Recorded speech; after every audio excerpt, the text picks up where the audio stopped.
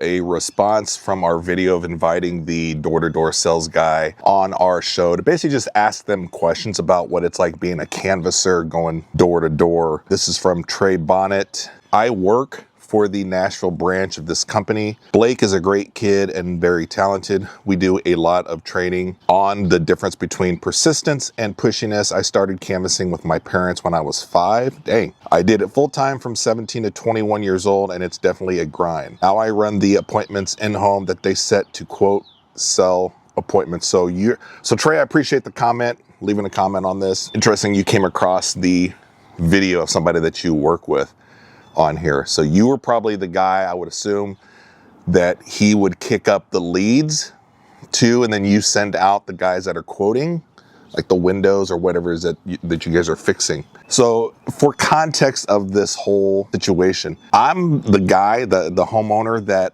when the Jehovah's Witnesses come to the door, at some point they're like, yeah, we really need to be going. And it's not like I'm desperate for conversation or friendships or anything like that. Far from it. When you come to my door, you're entering into an agreement, a social agreement here that's basically on my terms. And I'm always very nice to everybody that comes to my door. I'm also very upfront and transparent. This isn't going to happen.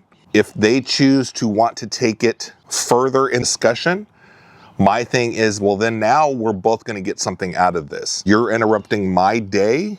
And again, I'm very nice. I'm the nicest person you're going to run into in a subdivision. Trust me. I say that to almost every salesperson.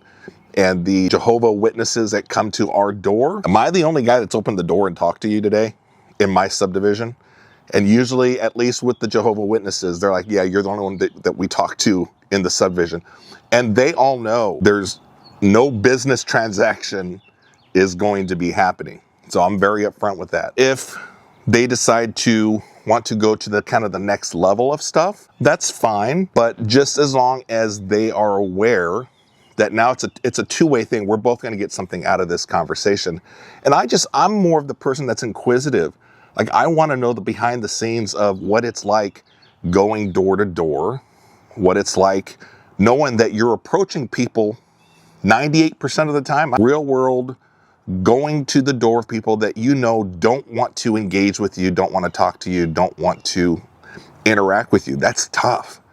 And for especially young people that are getting into the sales business or trying to earn, I understand, empathize. I had a cold selling job early on in the days, not door to door, but I totally get it.